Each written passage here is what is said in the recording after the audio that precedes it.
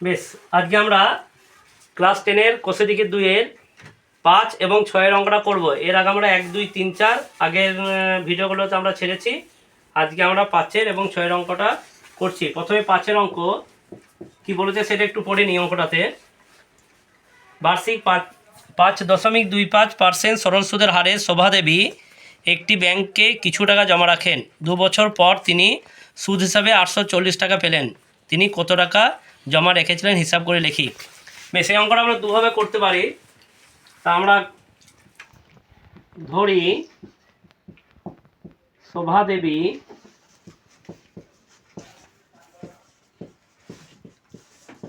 ব্যাংকে x টাকা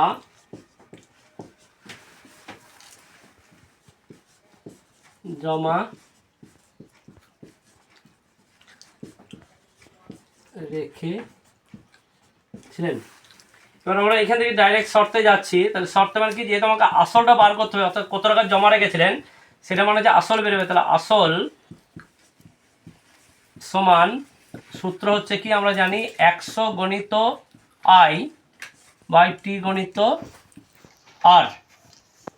তাহলে আসলটা আমরা কত ধরেছি, এখানে ব্যাংকে ধরেছি x টাকা। তাহলে আসল সমান এখানে x 100 গণিত আই আমরা অঙ্ক থেকে পেয়েছি যে সুদ। তাহলে তিনি সুদ হিসাবে কত পেয়েছেন, 840 টাকা, যেটা অঙ্কে বলা আছে। আর টি মানে সময়টা বলা আছে 2 বছর। তাহলে টি মানে 2 আর সুদের হারটা বলা আছে আর মানে সুদের হার 5.25। তাহলে এটা আমরা দশমিক তুলছি। তাহলে দশমিক তোলার নিয়ম আমরা কি জানি, যে যেখান থেকে নিচে থেকে যদি দশমিক বাদ দিই তাহলে ওপরে পাবো আমরা দশমিকের জন্য একটা 1 আর যটা সংখ্যা থাকবে তটা 0, অর্থাৎ এখানে দশমিকটা বাদের জন্য ওপরে পেলাম 100। এবার এটা আমরা ছোট করব। প্রথমে আমরা 2 এর সঙ্গে 100টা কাটাকাটি করছি। তাহলে 100কে 2 দিয়ে ভাগ করলে হয় 50। এটাকে আমরা 5 দিয়ে কাটছি। তাহলে 525কে যদি 5 দিয়ে ভাগ করা হয়, তাহলে প্রথমে 5 একে 5, 2 নামলে 2টা কিন্তু ভাজকের থেকে ছোট, সেই জন্য আর একটা সংখ্যা অঙ্ক আমরা নামাবো। তাহলে দুটো সংখ্যা একসঙ্গে নামলে এখানে একটা 0 পাওয়া যায়। তাহলে তারপরে 5-এর সঙ্গে 5-এর গুণ করলে 5 5-এ 25, অর্থাৎ এখানে ভাগফল হচ্ছে 105। অর্থাৎ এটা 5 দিয়ে কাটলে হচ্ছে 105 আর এটা 50কে 5 দিয়ে কাটলে হচ্ছে 10। এটা মুছে দিচ্ছি আমরা। এরপর আমরা আরেকবার 5 দিয়ে কাটি। 5 দুগুণে 10, 5 একে 5, এটা 5 দিয়ে কাটলে 5 দুগুণে 10। এটা আমরা কাটছি 7 দিয়ে, 7 3 21, এটা 7 দিয়ে কাটলে 7 একে 7, 1 14, 7 দুগুণে 14, 0, অর্থাৎ 120। 3-এর সঙ্গে 120 কাটলে 3 4-এ 12 আর 0, অর্থাৎ 40। এবার আমরা তাহলে x সমান কত পাচ্ছি, এখানে 2 আর 40 গুণ করলে 80, 80কে 100 দিয়ে গুণ। তাহলে 80কে 100 দিয়ে যারা গুণবে সেটাই অঙ্কের উত্তর। 0 0 0 0, 0কে 1 দিয়ে গুণ করলে 0 হয়, আমরা জানি। 8-এর সঙ্গে 0 গুণ করলে 0 হয়, 8-এর সঙ্গে আবার 0 গুণ করলে 0 হয়, 8 একে 8, তাহলে এটা গুণ করলে হচ্ছে 8000। তাহলে x এর মান 8000। এবার আমরা উত্তর লিখবো যে শোভাদেবী ব্যাংকে কত টাকা x টাকা জমা। এবার উত্তরে লিখবো অতএব শোভাদেবী ব্যাংকে 8000 টাকা জমা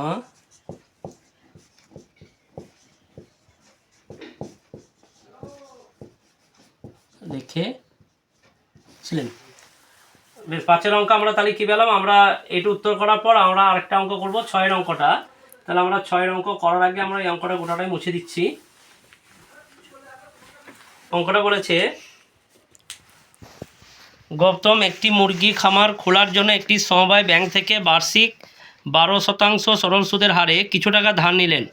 প্রত্যেক মাসে তাকে 378 টাকা সুদ দিতে হয়।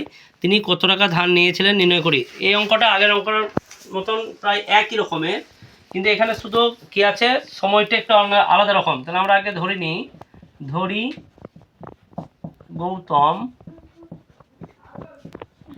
গৌতম ধার নিয়েছিলেন